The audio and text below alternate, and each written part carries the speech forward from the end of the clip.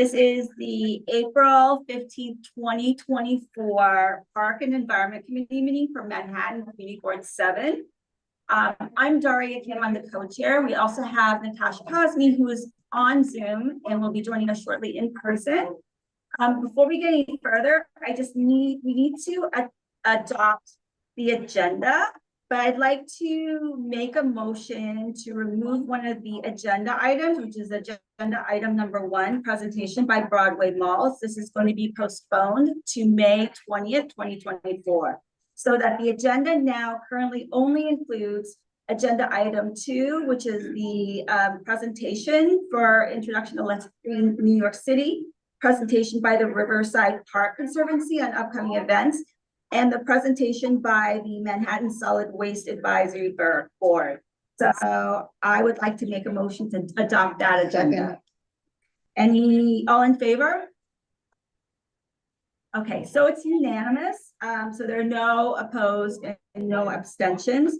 The motion is passed and the new agenda is adopted. So the first item, so just as an introduction, all our presentations tonight are informational only. They're, and they will not require resolutions and they will not require votes. They're great presentations too. So I'm very excited to introduce a lot of folks who are currently online.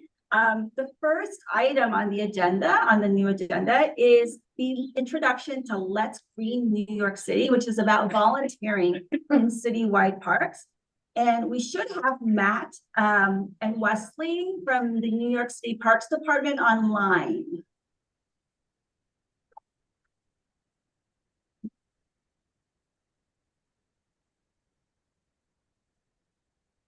Matt and Wesley, are you online for the presentation? Okay. Yes, I'm here. Can you hear me? I just sent an option to be able to share my screen. Can you guys see my screen now? I don't think it's your screen, but yeah, we can and see can you it. hear me? We can hear you. Can't see you. We don't have a presentation up. Yeah, that's not the Yeah, it's showing your email, Matt. Okay. All right. So a couple things while I have your attention that I wanted to just highlight really quick before I go into Let's Green. Let me move this out of the way. I just wanted to let everyone know that on May 25th, there's going to be a family fun day at Frederick Douglass Playground from 12 to 3. Once we have flyers for that, I'll send them out to the community board so you can e-blast everyone and make sure everyone's aware of that opportunity on May 25th. And coming up, also for Frederick Douglass Playground is we are going to be doing a community input meeting next Wednesday, April 24th from 6:30 to 8.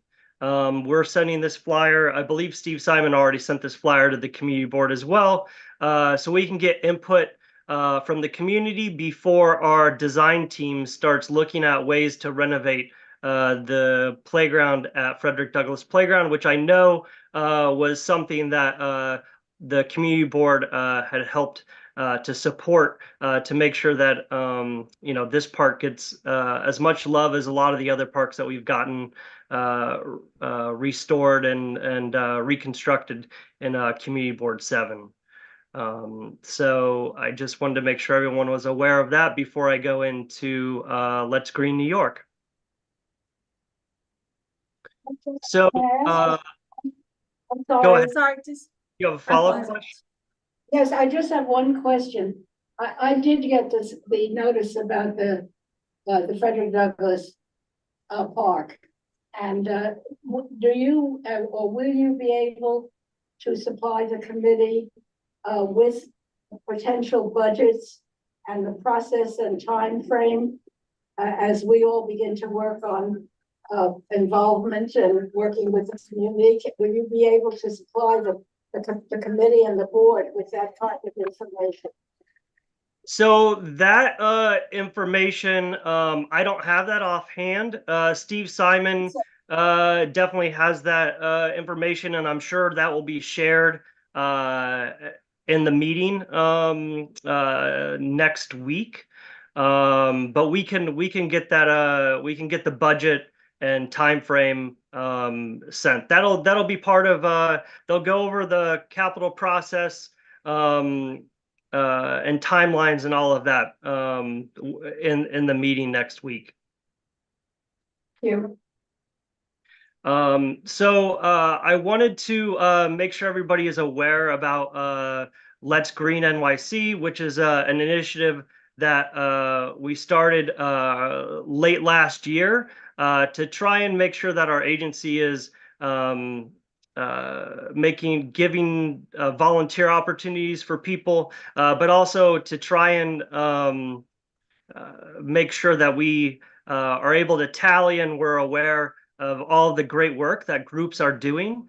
So we started we added a page on our New York City Parks website called Let's Green New York. If I were just to back out here, if it'll let me, if you were to go to, let's just go to like a random page. So if you were to go to get involved and then click on more opportunities, it'll take you to our Let's Green NYC page. And on this page, there's a lot of different things that you can do. You can search for different activities. So if you're interested in doing forest restoration, you can click on forest restoration, and then that will take you to different volunteer activities that are going on across the 5 boroughs to help volunteer doing tree planting, invasive removals, different types of activities that involve restoring our natural areas. One great thing that I love about this page is you can, let's say you take care of your street tree pit in front of your building, or let's say you go to one of your local parks and just pick up litter for an hour once a week. You can now track and let the agency know about your volunteer activity by going to our website and telling us about your individual contributions, and you can input your information here to let us know about the work that you're doing. Also on this page, if you want to look for volunteer opportunities, for example, let's go to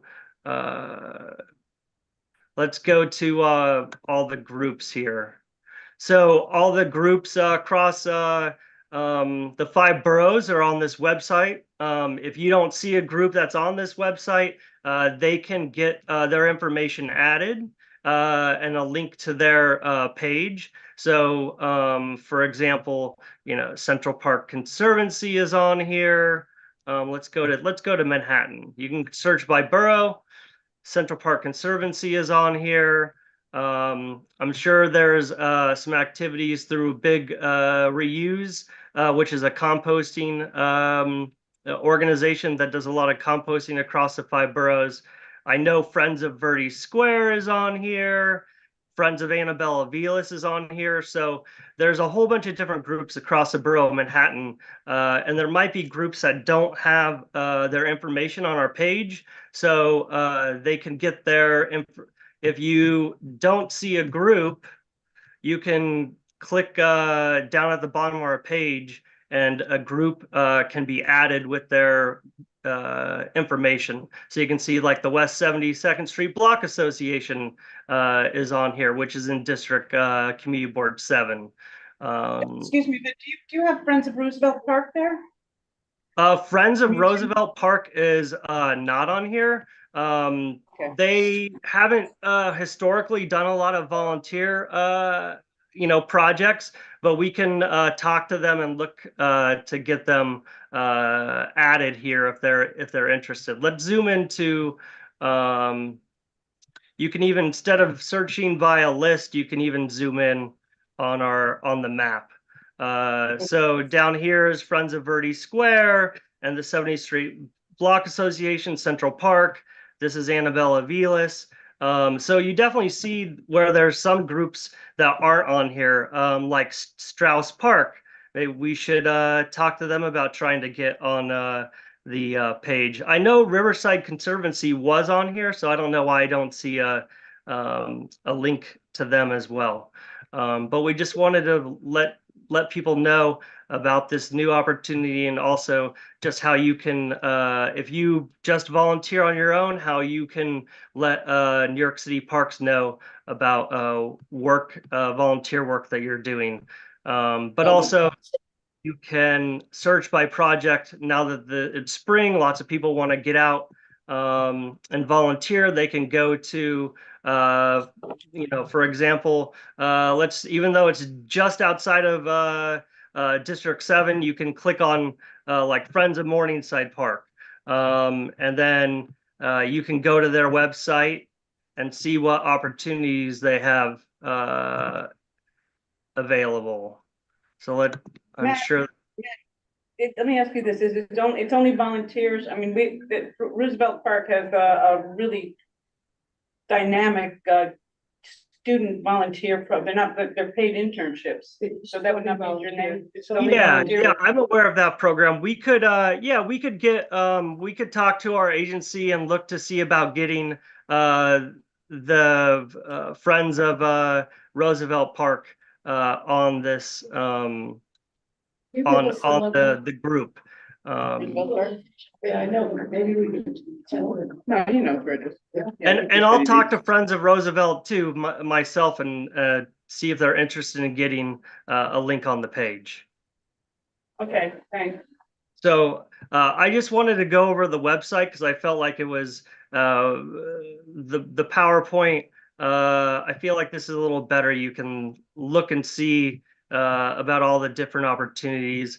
And then there's different agencies that our division runs as well at the bottom of the page. So we have a stewardship division, which does a lot of forest restoration work, beach cleanups. Green Thumb does volunteer work across a lot of community gardens, as you know. Shape Up New York does a lot of recreational yoga classes, aerobics. And then there's a link here to Partnerships for Parks for opportunities that they have. And then the last thing that I would highlight is you can also request a volunteer project. So if you don't see something, or maybe you want to do a volunteer project in one of your local parks, you can come to the page and you can fill out this form, and that will send a request to our agency to Partnerships for Parks to see if we can fit a volunteer activity in one of the local parks across Community Board 7. Do you guys have any questions? Sounds great. Yeah. It sounds wonderful. Yeah. Congratulations. So we encourage everyone to get out. We're trying to get a record number of volunteers in 2024. So, every little bit counts, even if you're just picking up litter along the perimeter of our park or in a street tree pit. We want to know about it. Thank you. Thank you. Alex, is there anyone online who has a question? Committee members, non-committee members, public?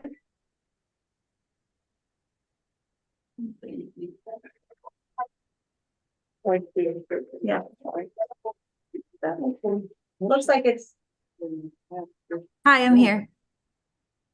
No, I was just asking if there are any questions from the public, committee members who are on Zoom, non-committee members who are on Zoom. Yeah, I don't see any hands raised or any questions in the Q&A. Okay, great. I also wanted to double check, was Natasha raised to panelist? Yeah, Natasha's here as a panelist. Okay, great, thank you. Yeah, I'm here. Thank you. We are going to go, I just wanted to just ask really quickly, were you able to get a presentation? Okay, so we're gonna add you back to the agenda. Would you be able to present it now, or when would you? Anytime you like. Okay, Alex, would you be able to pull up the presentation for, Deborah, Yeah, she has. as a next, on the agenda? Okay.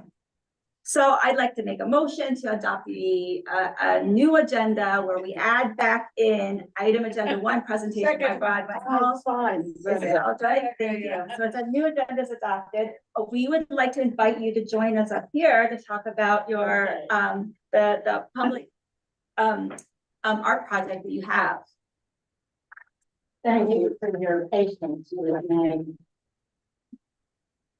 You're an aptitude. So, hello to. Hi, sorry, give me one Oh. moment and I'm pulling it up. That's okay, I'll just sort of introduce what we've got here. So I'm Deborah Ford. I'm a board member and chair of the Public Art Committee of the Broadway Malls Association, and I'm here to present to you the upcoming sculpture exhibition, which we have programmed to install in the beginning of July and open on July 12th. We'll send you all invitations. Our sculptor is one that we're really very pleased to present. That's good, that slide. His name is Sean Scully. The exhibition is called Broadway Shuffle. That's his title for it. We always let the artist give us a title. Sean is an Irish-born American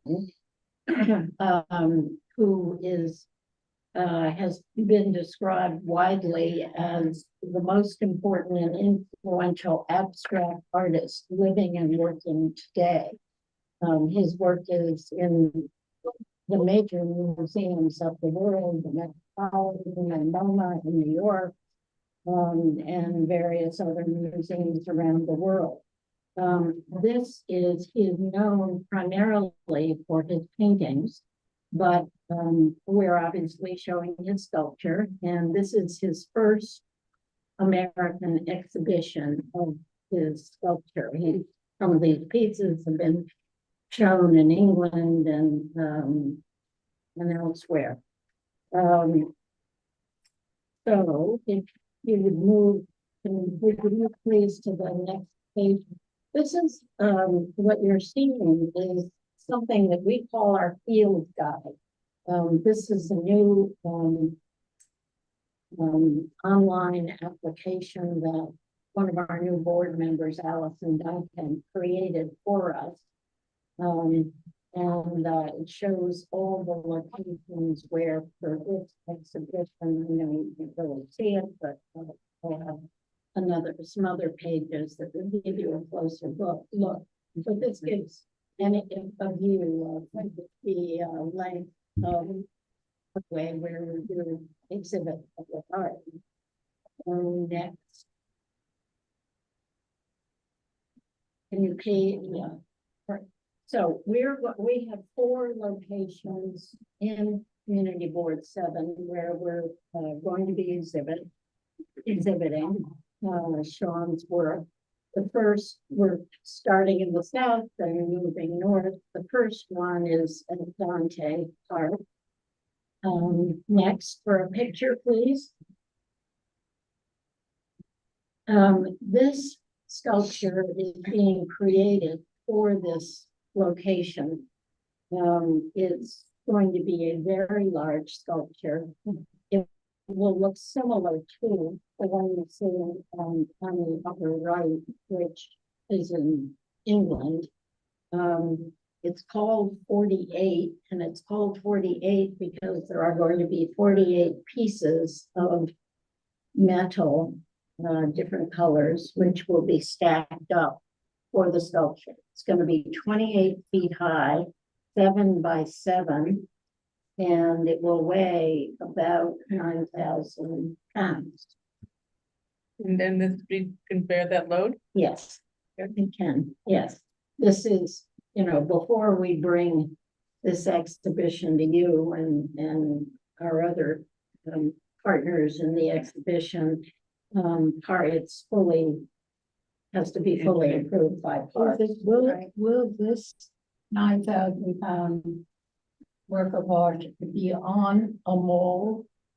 This one is going to be In the park. at, I understand, I'd like, I want to nail it down. Yeah, can we see this, can we see the next page, please?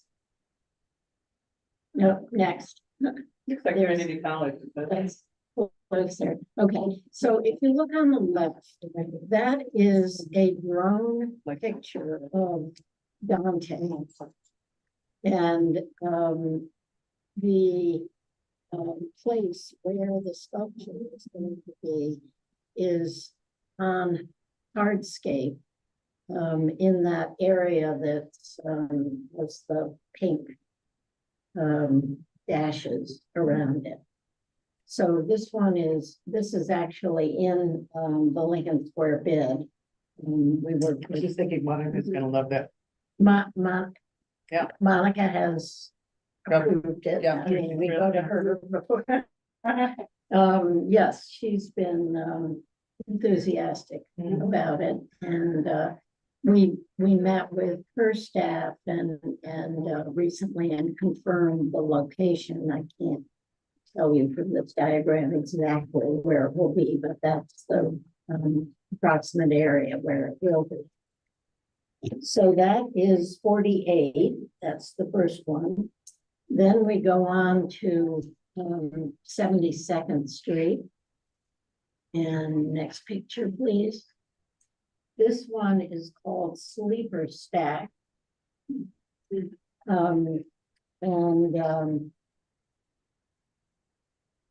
is Corten steel. And let's see, I think it says there. No, that one's not quite as heavy, 3,007 pounds. And those are railway sleepers that are stacked up. Good location for it. Yeah. Right. Yes, that's probably why they're putting it there. Yeah, I guess. I'm assuming that's right. Did he collect the materials? What, did he collect the materials from Ireland, from the United States? I do not. Where? I do not know. I should know. Yes, I think that it is the US. This one is coming from the studio. Pardon? Very different.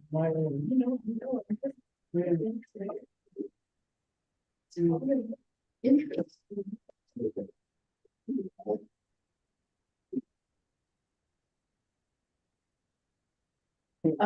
May I ask if I'm not getting ahead of the various works of art? For how long will they be exhibited? And will they all be exhibited at the same time for the same length of time? Yes.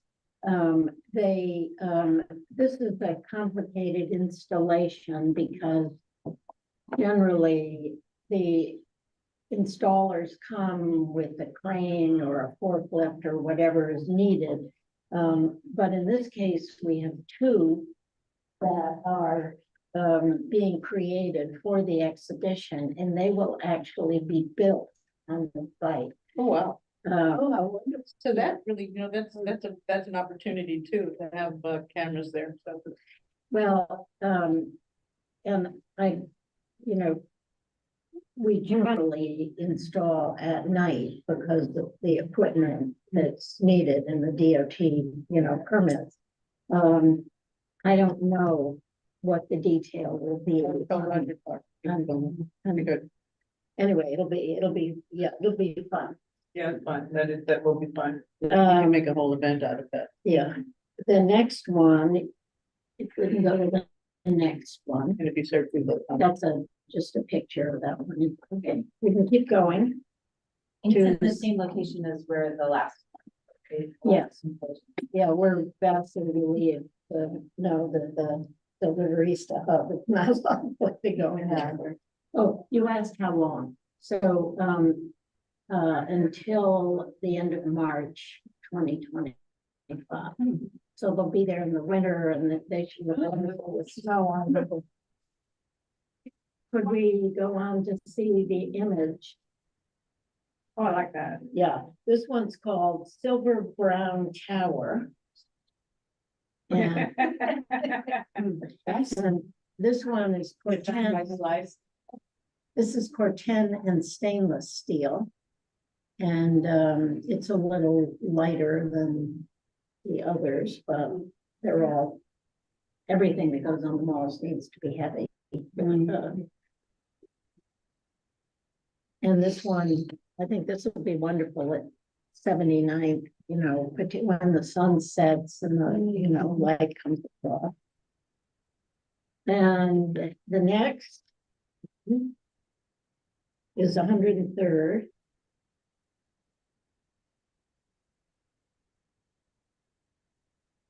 And this one, could we go to the next picture? We haven't. No, let's go back to that one. This is another one that's being built for the site. So this one is called Blurred Stack. And it's for 10 and does it stay there? I thought I was going to be able to read that. I didn't make a note on what the materials were. I thought it was, yeah, it's Corten, stainless steel, and marble. So this one, you know, will look different than the rest because the materials will catch the light differently. And Where will there be, sort of some information of where would the materials come from that he has transformed into art? I will, If there's any information, because Yeah. and it's, since it's in a particular physical site, I mean, it's interesting to know how they always envision there would be nice to know this because the materials are unique yeah. and they're unique for a function and they're going to be there for a while, so we can all learn more. And I've heard his name before and I'm trying to think how I knew it, but they're in a way, he's trying the same thing with different materials, Yeah. each one. And I'm And gonna, that already is, I'm thinking about that and his ideas about that. and these materials, I believe, are all sourced in this country because Oh, okay. Yeah. these, the ones that are being created are being created here. Right. And I don't believe that he is, and they're all materials that are available Yeah. locally. I mean, we have, More finished material with this either done that to them, but I'm just speculating. It's quite interesting. one thing you may, that we're very aware of, and I mention this just in case you have any opportunity at any point to advocate for us. We typically have an exhibition at sculpture at 96th Street. It's a wonderful big area, but we cannot display there now because the pigeon infestation is Oh, my goodness. devastating. Yes. 96 at the head house. There may be 1,000 of them. We discovered the numbers because our board member Allison, who did the aerial photography, saw that they're all on top of the head house. They're on top of all the buildings in the surrounding area. And our last sculptor, John Isherwood, had those wonderful marble pieces. Yeah. He was here every month scrubbing the pigeon crap off them, and we simply cannot subject art to that. Where is the Parks Department or anybody? Someone suggested that maybe we should be talking to Jessica Tish, that maybe it's garbage and maybe she. Well, you could try. But we're sorry because that's the site. 72nd has a lot of pigeons too. Well, it's not as bad. I mean, I hope it's not as bad. Okay, the next, I thought you would be interested, I said that he's collected in all these major museums and it's his paintings that are collected. So do you have the presentation number 2? I thought I'd just show you a couple of his paintings, Yes. so you, the idea, Is this the totality of the installation? there, where, if that's the totality of what's in Community Board 7. Okay, Yes, that's fine. we go up to, Okay, so this is some of his artwork here. so here's one of his paintings, that one is in,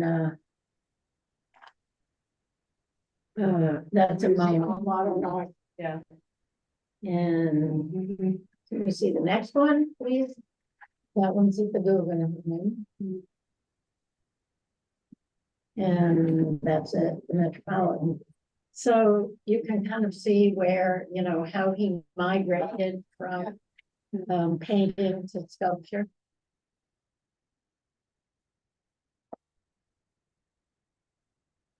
Doesn't it like seem thematically, that's like the work that I have, that Roger Sheffer did. I had a couple of questions Yes. about the installations. Yeah. So, and maybe you already addressed them. I came in a little bit. That's late. right. I was I'm like, happy with I was like, It's my favorite. okay, good, good. I was wondering, so these obviously they're very heavy. So what kind of anchoring will they have? So, they are all heavy enough so that nobody's gonna walk off with them. What we do, before we, you know, any exhibition is approved, a detailed proposal is given by the artist or the gallery to Parks, and then we and the artist and any technical people from the artist is involved with go around to each of the sites and make sure that often our sculptures need plates under them. I don't think these are need any plates just because they're all substantial, they're all solid. Okay, so it, They range from 2,500 pounds to 9 pounds. okay, that sounds like a Yeah. lot. Yeah. So they don't need any, like, I'm just, because, you know, Broadway is obviously over the subway Yes, line, so I just wonder, Parks has rules, but yeah, yeah, nobody wants. anything Well, thinking, yeah. yeah. And these are like, each structure is like one whole structure, Yes. right? Like the sleeper, I forget what it was called. Yeah. It's not like multiple different, They are piled up. they're but piled up, but it's like one Secure. structure. Yeah. And secured together. Okay, and they will be on the subway grades. No. Yeah, yeah. And did you say you did have something on 72nd? Yeah. Right, one of them. Yeah. Where it usually is outside. We're at Dante in the bid, Yeah. and then 72nd, 79, and 103. Yeah.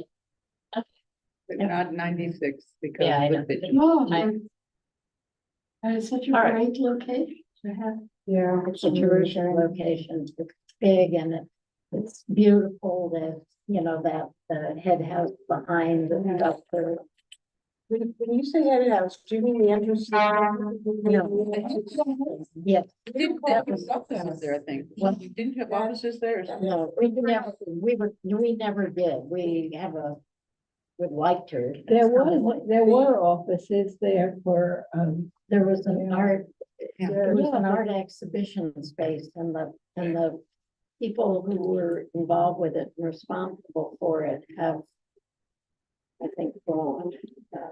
There may be one person who's still around. I haven't been involved in that. Our staff have tried to be. The entrance to the subway is called the head house. And that little building, which is quite old. Yes. Has this called something else. I thought that that it was originally Yeah, because they a, always refer to it as the head house. yeah, I think originally was a plumbing, it was, I- but it was transformed. I think you remember because you were involved too, and I remember that it was then transformed into, I think, a place where artists would be displaying inside that, and for a number of years, it was really a nice, charming, Yeah. interesting place in the middle of this, and the artists took care of it, and you could walk in and feel good about it. So that's all a shame. And then when you say that it's been desecrated by 1,000 pigeons or something, this is really sounding horrible. Kind of like Alfred Hitchcock. I have a couple of questions. I think the community might be interested in knowing when the installation is going to take place. So it's going to be overnight. It'll be and is it going to be concurrently all of them, or is it going to be over several nights? It'll be over several nights. And we don't yet know exactly, which nights that will be. The installer figures out.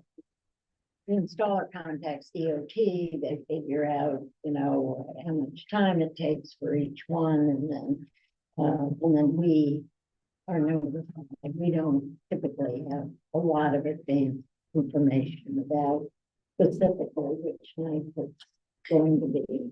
In my favorite, the Broadway Malls Association doesn't do the installation, but you're presenting, but it's the artist and it's their insurance and it's everything, so. Yes, and we're always there. Yeah. We always have a couple of members of our committee who are there. This has been going on for about 30 years.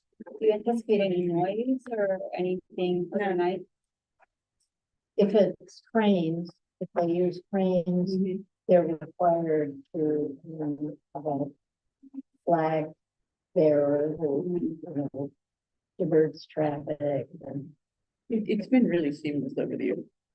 In fact, the president of Broadway Malls Association is a member of this board and co-chair parks with Barbara. Anybody? Are there any other questions for the committee? Alex, is there anyone online who has a question? I don't see any hands raised or questions in the Q&A. This is a lovely presentation. Thank you so Thank you. much. I'm so bearing with me. I'm so glad it worked out. Yes, me too. Very. Thanks for coming in person. Yeah. Oh, I always enjoy meeting with you. It's, you're such wonderful work for the community, so thank Thank you. you. Thank you. you so Good to see you, much. Deborah.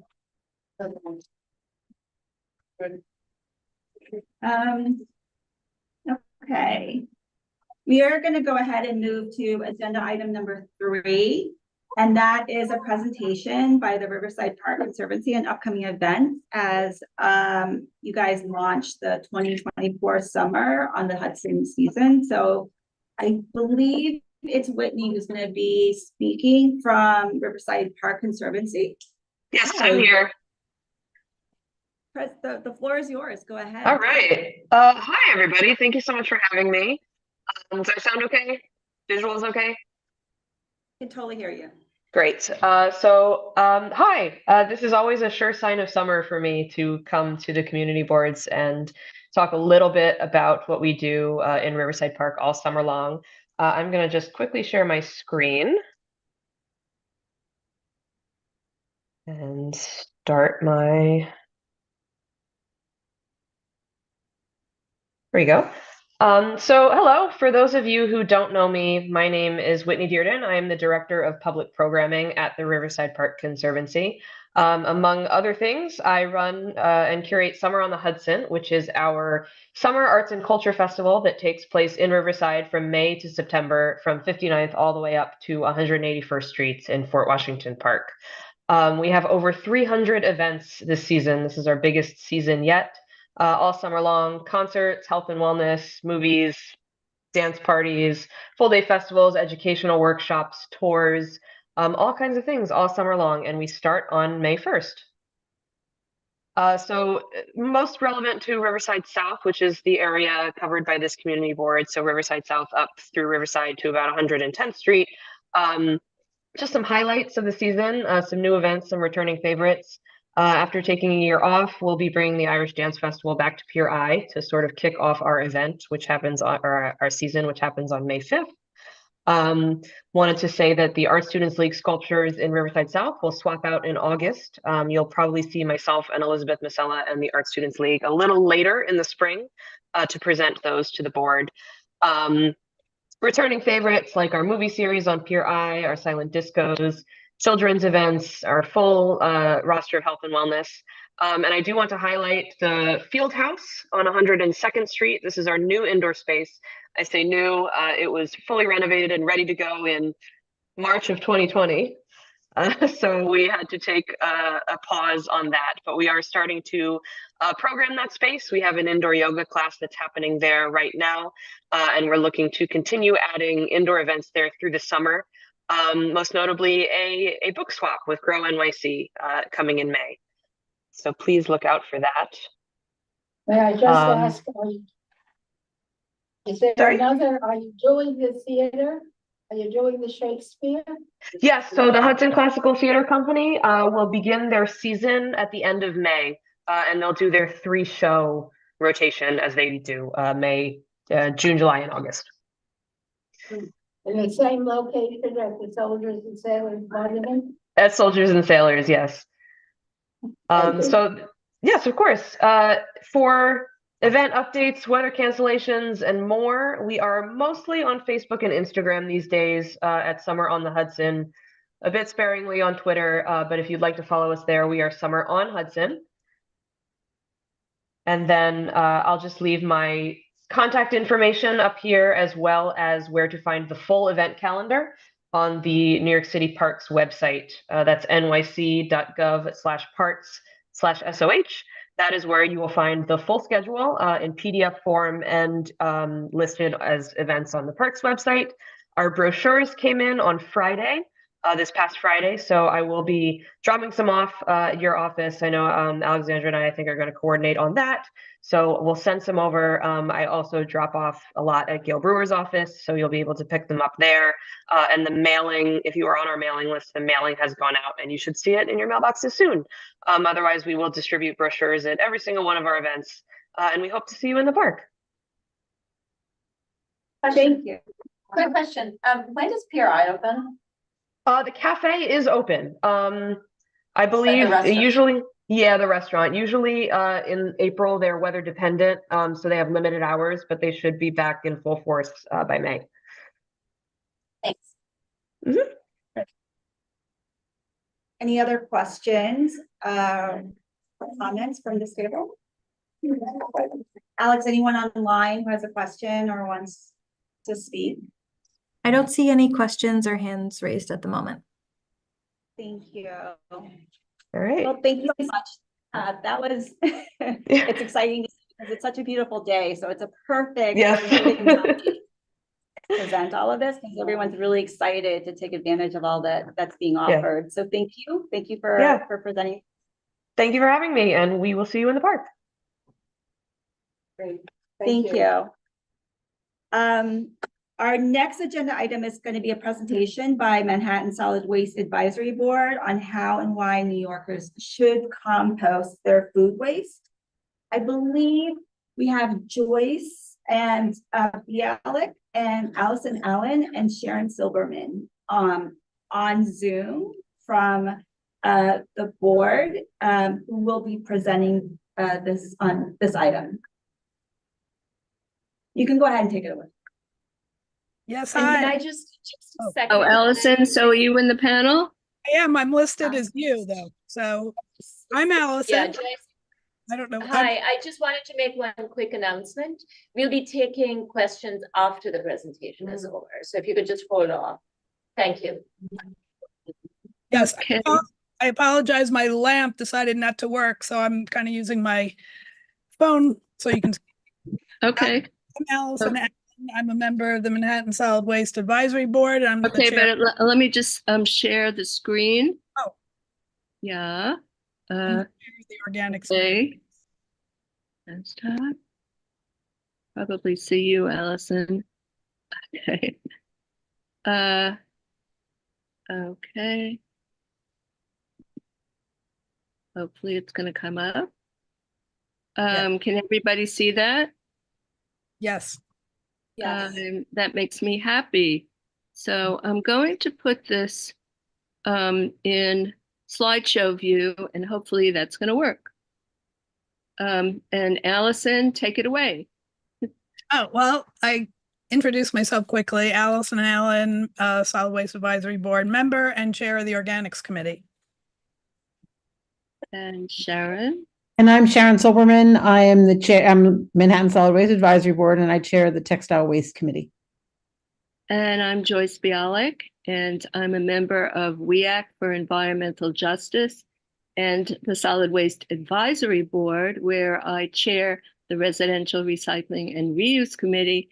And the presentation that we're about to begin was prepared by both WEAC and the Manhattan SWAB. So hopefully we'll move this smoothly in this view. And I want to say that we're going to begin with the hot mess. Ah, it worked.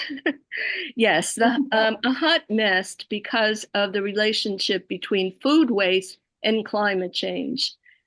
Food in landfills releases methane, and you know that traps much more heat than carbon dioxide, 80 times more heat.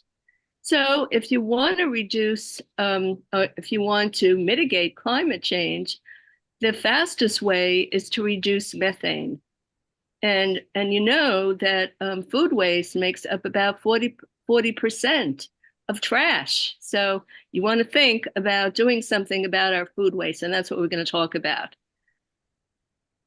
Okay, so now food waste also has something to do with environmental justice. You can see on this map how trash is going from the west side of Manhattan to the Covanta incinerator.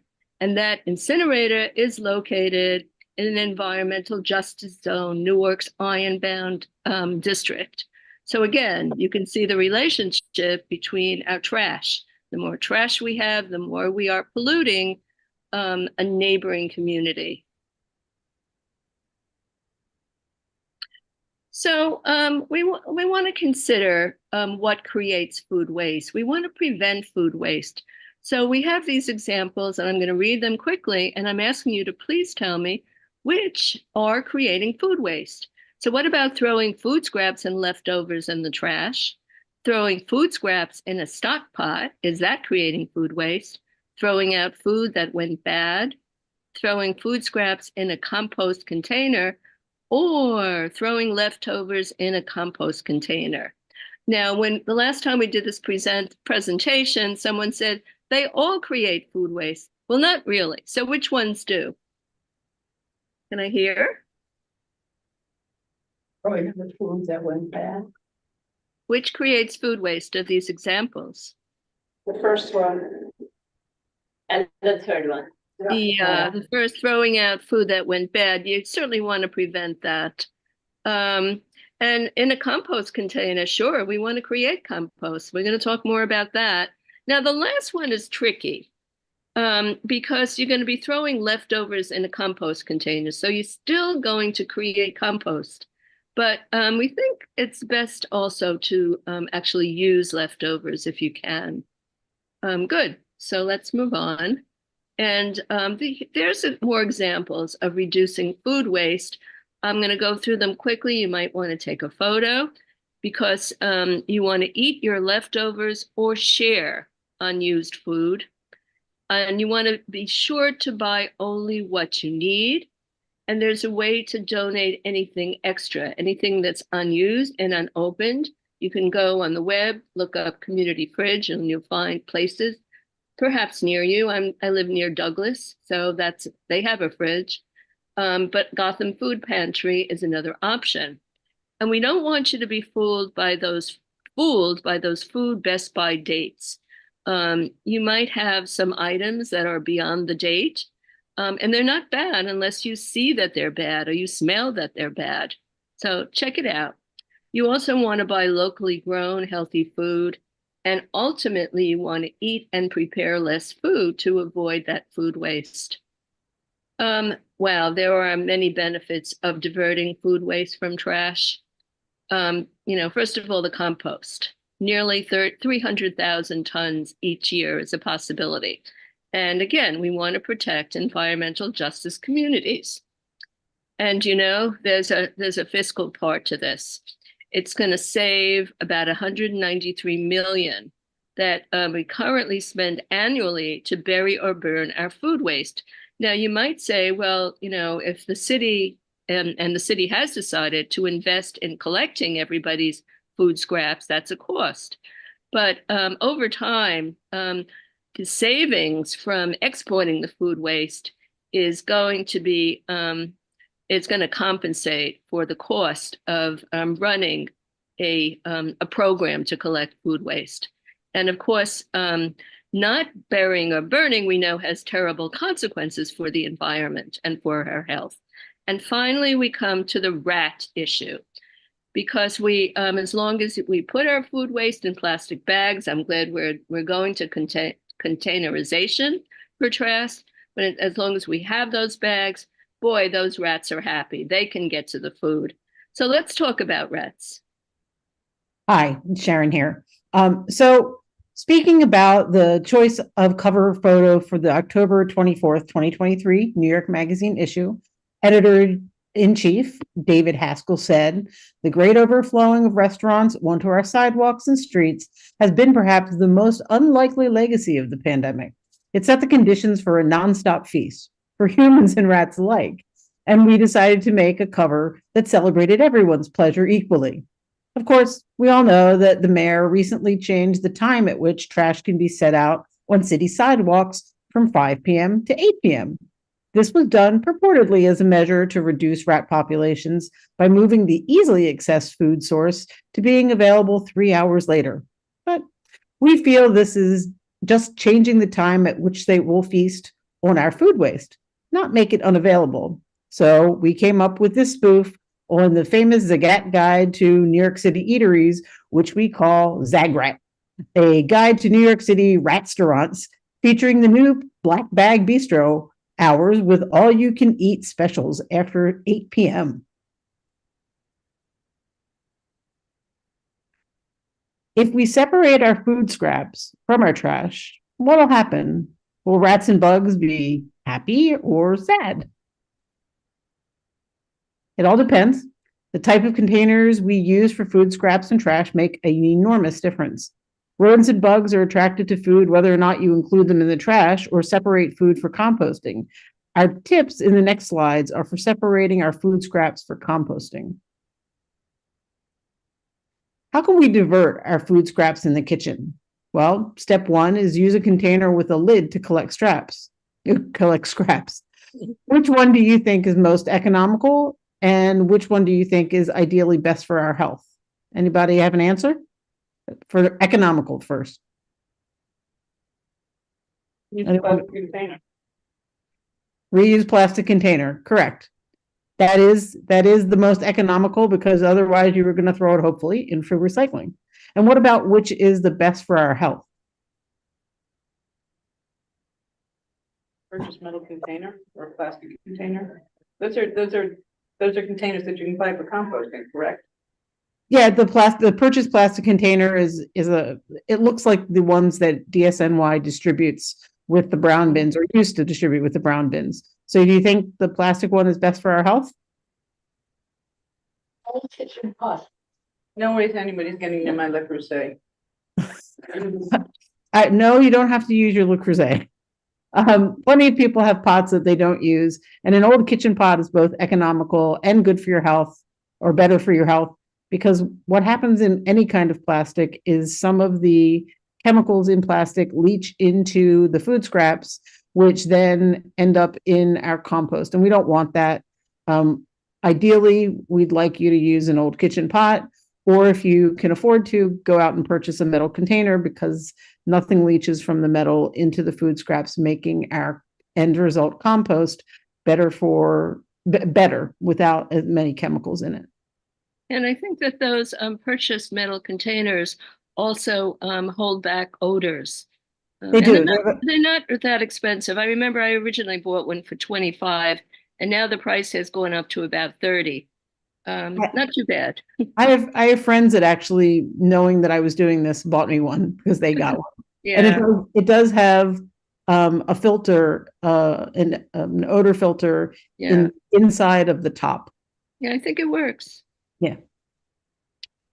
So rodents are most active when we're not in the kitchen. To overcome them, whether we are in the kitchen or not, we suggest to use a covered food scrap container and or your fridge, which a fridge is a really good container until your food scraps get collected or you Yeah, take. some of us also put it in the freezer. Yes, I have done that. I've also done that and forgotten that it was there. So, store scraps in a bin or container with a tight fitting lid. Don't keep them for too long before taking them to a drop-off site, or freeze them for at least 45 minutes, or store them in the refrigerator. They do spoil a lot less quickly under cold conditions. So part of the thing that a lot of people are upset about with collecting food scraps in their kitchen are the fruit flies that, any piece of fruit or vegetable that you leave out for too long will start to attract food flies. So in warmer months, food scrap bins can sometimes attract flies. And so one of the traps, and I've used this myself, you mix a little apple cider vinegar with a drop or two of dish soap in a bowl or jar, cover it tightly with plastic wrap, and then poke little holes in the plastic wrap. They should be a bit bigger than a toothpick size hole, like a bamboo skewer works well, or a fork. The fruit flies go in and they usually get stuck in the liquid, which is a little gross, but they can't get back out. And you can reuse the plastic wrap when you empty the jar and refill with new vinegar and soap. So yeah. Yes. I'm going to dive into the how and where to divert food scraps from your kitchen. Once you've started separating them in your kitchen, there's three ways you can drop them off. Either you have a brown bin, which is the part of the curbside program, which is coming to Manhattan, will be mandatory citywide by October. October rolls out in Manhattan rolls out in October, so this is a good time for us to start talking to our buildings about how to get ready for that. There are also community drop-off sites, which you probably see at your local green market. Some have closed due to budget cuts, but many are still there. And there's also the smart bins, the orange bins that are marked compost. There's about over 400 of them throughout the 5 boroughs. So also important to know the differences in what you can put in a brown bin and an orange bin versus the food scrap drop-offs.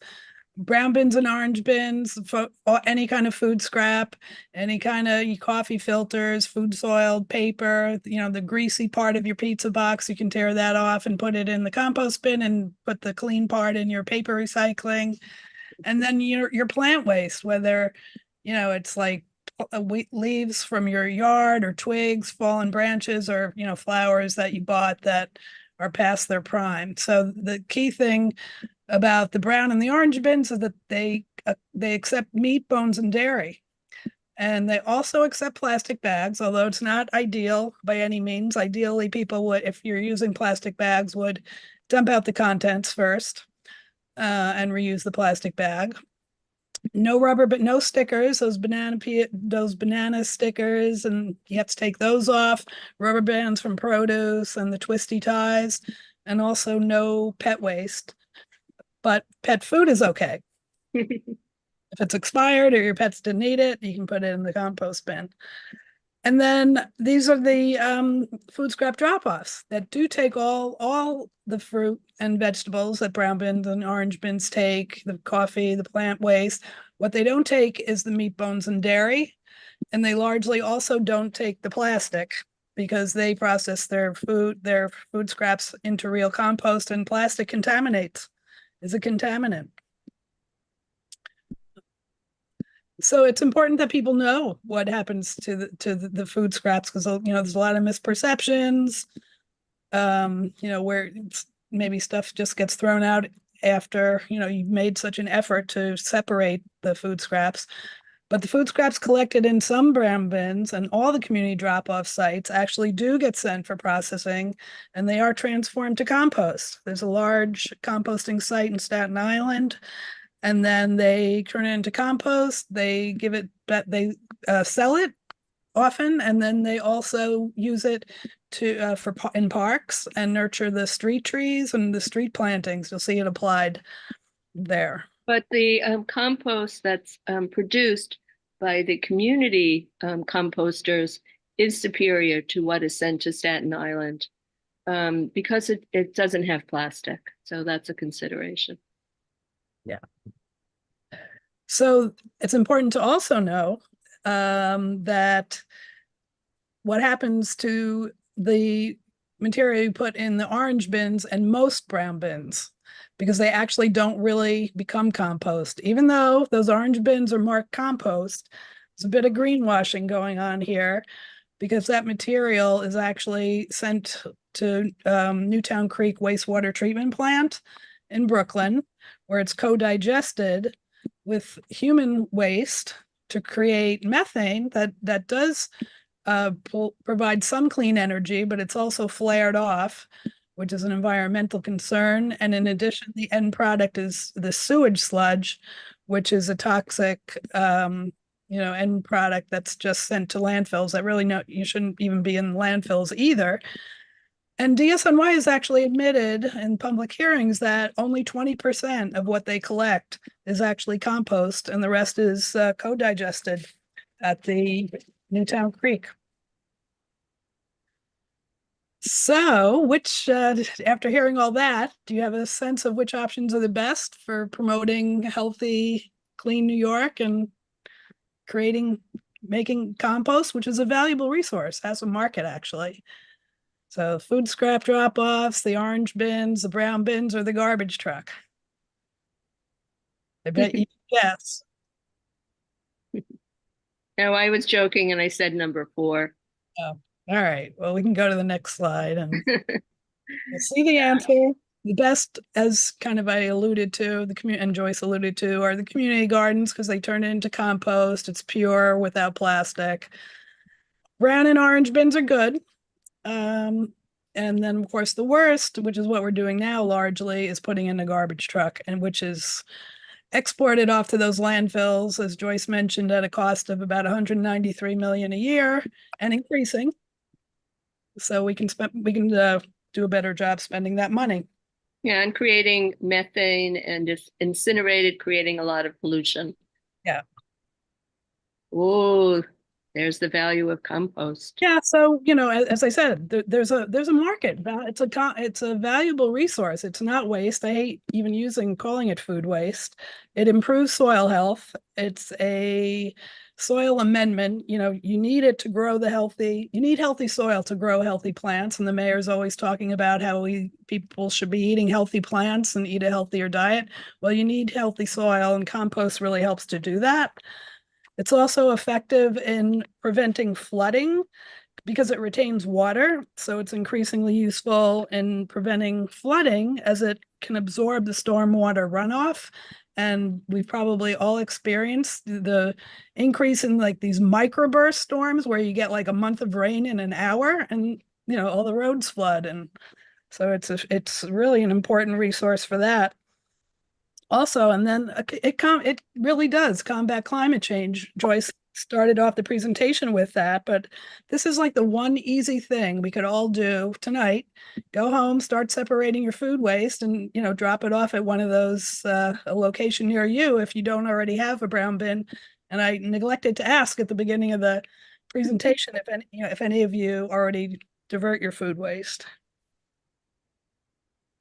So we work very hard with mandatory coming up. We need lots of help promoting, the prevention of food waste, number one, which is there are a lot of resources for that. We have a lot of resources on our website that are like meal planners, so you buy only what you'll use. Tactics for eating your leftovers, what you can do with your leftovers and how not to let the leftovers get lost in your refrigerator.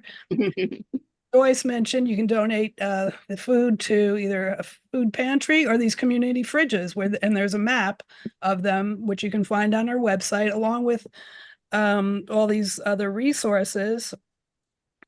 The meal planners, the food storage guides, and stuff like that. It's also that research has shown that average American household of 4 wastes $1,500 a year buying food that they don't eat. So, you know, especially when there's such food insecurity. And food waste, most importantly, we have to keep food waste out of the trash. It's easy, we're trying to, there's a lot of behavior change that has to occur with New Yorkers. And as you can imagine how hard that is. But, you know, we showed a bunch of ways you can collect food scraps. And one other thing is just in a Ziploc bag. Get one of those large Ziploc bags and throw your scraps in there, put it in your refrigerator, your freezer. Except it's plastic. Except it's plastic. So preferably not in plastic. Not ideal, but, you know, plastic is a whole other presentation that maybe we'll get to do. No, this is a little overlap. Yeah. So find food scrap location near you. If you need help with that, just let us know. We need to make it a regular habit, and we need to figure out how we're going to get New Yorkers to start this new habit. And it's really incumbent upon all of us to start talking to everybody you know, your friends, your families, your colleagues, because we really need you to help us, you know, join us in advocating for the importance of composting over co-digestion, certainly, from removing plastic from compost collection, and for strengthening some of our compost legislation. As you may know, there's some budget cuts going on right now that are want to eliminate the 30-year-old compost project. So we're actually, in the next month or two, we're all reaching out to our council members, and certainly would encourage you all to do so, to restore the budget. You know, it doesn't make any sense to eliminate a program that's been in existence for 30 years, training the master composters that are like the key people that are really going to help us, you know, get all New Yorkers involved in this program, and explaining why and how easy it is. So, you know, if you can help with that, it would be great. And, you know, as I said, also, if you can all start talking to your buildings and start planning for October, scope out in your buildings how this is actually going to work in your buildings, where you can put bins, how you can educate your residents. We just hope you'll join us. We have monthly meetings open to the public. Our organics, I chair the organics committee. We have a bunch of committees. All the schedules on our website. So Allison, is it true that the community composting program, the program that produces the best compost, the budget is only 7 million and they want to cut that? And that's like such a small percent of the full sanitation budget. Right. Isn't that crazy?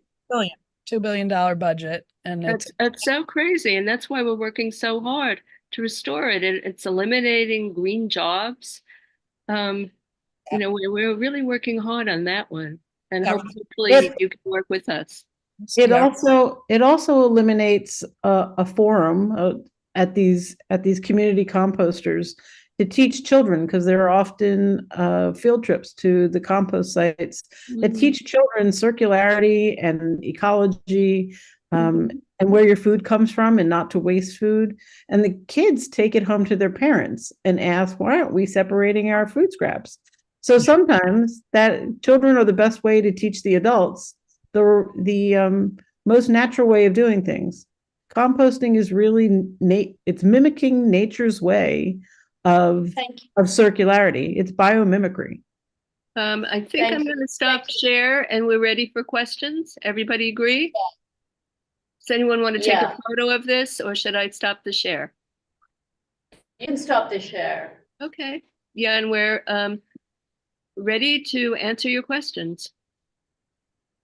I had just a quick one for the presentation about the advocacy. Do you have already like a letter or something, sort of a bare letter that you can send to us, and then we can add to it, and then we can maybe send it to our elected officials?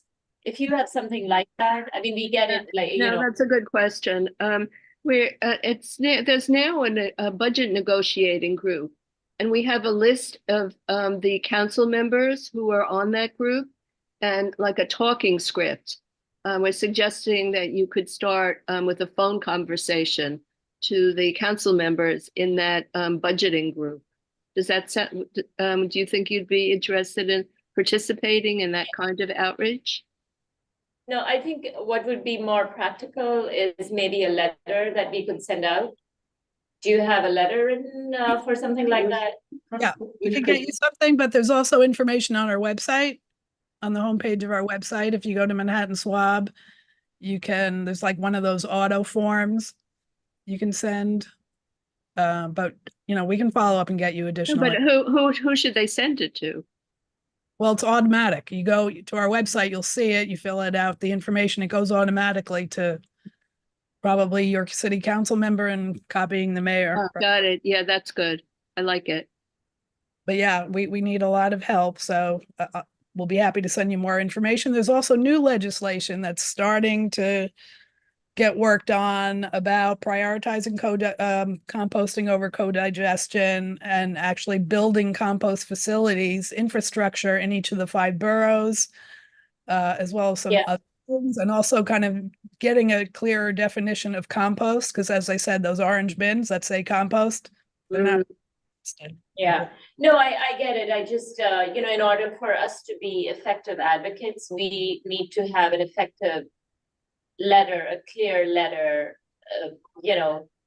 because like a phone call, I don't personally think that's effective or an effective use of our time, but a letter from Community Board 7, especially from our committee, might be more effective. In the past, our agencies or, other guests of ours who have asked for advocacy, that's actually what they've done. They've given us a pre-written letter, and then we have sort of tailored it or sort of customized it, and then sent it on to our elected officials. If you have something like that, that would be very helpful. We can send that to you. Yes, No and problem. I mean, I don't know how many of you have Councilmember Abreu as your council member, but he's the chair of the sanitation committee, and he's a very strong supporter. I don't know if you have any connections to the mayor. They might also have Gail Brewer. Well, we can send it to both of them. It's fine. But we need to, because you are the experts in this area, if you send us some sort of framework, we will. This was a lot of information, and I can write a letter, but it won't be, it won't have the same expertise that you would. So that's, And reinvent the wheel. Yeah. And if you have connections to the mayor's office, that's even better, because he's the roadblock. Yeah, so that a copy should also be sent to the mayor. Usually, yeah. Yeah, I think you're connected to 2 very strong council members, but it doesn't hurt to send them your thoughts on this very important issue. Right. All right. So I think maybe we'll start with some questions in the room, if anybody has any. Anything under Q&A? May I ask, do any of you already separate your food waste? Are you already doing this practice? Yes. Yes. You are? The orange bins are not very convenient, but because they're not too close to me, so They're close to me, it's on the corner. yeah, no, they're not. So I have my freezer fills up, and then it's kind of right. And they're always very full on Sunday evenings. Yes, that's the one day they don't collect. Yeah, that's what happens. Well, we're hoping over time that with compost collection, that the frequency of garbage lessens and the frequency of compost collection increases. We call it substitution. Because when you actually start diverting your food waste, you'll find you have very little garbage. If you recycle everything else, you divert your food waste, you're left with no garbage. Yeah, no, that's what we're all aiming. It's another benefit to people that, hopefully we really need to convince people. So all these reasons why you should do it, that's one of them. At 40% by weight of the solid waste that we collect, it composts way more than general garbage. Just does. Thank you. Let's move on to Q&A at this point. So I have a related question. How do you feel that garbage disposers fit into the environment in terms of saving the environment? I know it's not making compost, but how do you feel about them? Well, you said it. You kind of said it there. You're putting a valuable resource down the drain. And it also, a lot of buildings will not allow those incinerators because, the plumbing in buildings is not going to be able to withstand everybody putting their food waste down the drain. I thought that was against the law, actually, in New York They've City. been legal in New York City for over 40 years now. Right. Yeah, but the buildings, the older buildings, pre-war buildings don't have them because they can't, they don't have the plumbing. They'd have to refit the plumbing. Some buildings do. Yeah, and most buildings won't. But yeah, the compost has value. There's a market for it. A lot of cities are way ahead of us, so it's hard to change New Yorkers, but we're on a mission. The more the city can actually produce compost, so that would mean you'd have to put it into a compost bin or a compost scenario. The greater the reward for doing that is to the city, and it reduces our landfilling costs. So eventually it should really pay for itself, but if people put it in an incinerator, it won't have that value. It'll just go into our wastewater treatment and get mixed with whatever else goes into our waste. Yeah.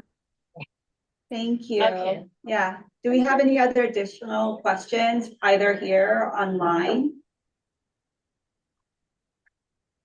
I don't see any questions in the Q&A or hands raised at the moment. Thank you. All right, so thank you so much for coming out. The presentation, I learned a lot and I thought it was very informative. There are things that I didn't realize that I was doing that now I want to correct. So, the presentation was very compelling. So thank you for joining us today. Thank you. Working with you on advocacy in the future too. Right. We send the letter.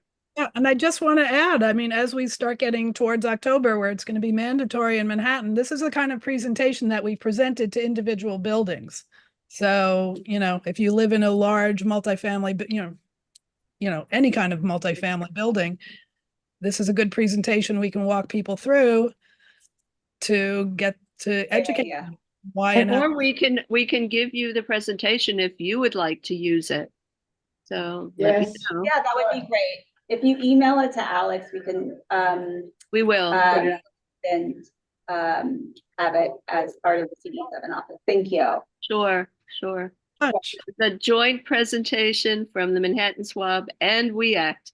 And they actually did the graphics. I have to say that. They're great. Thank you. That was great. Thank you. Moving on in the agenda, Okay, I wanted to. Thank you. Moving on the agenda, I wanted to see if there was any old business we wanted to bring up for new business. Natasha, is there anything? No. Okay. All right, well, I wanted to make a motion to adjourn. I need a second. Yes. Second. Everybody? Yes. Thank you. So that is unanimous. Thank you everyone for joining us. Thank you so much. That's Thank you, the end of the Alex. presentation. Thank you, Alex. That was a really good presentation. Yeah. I'm just thinking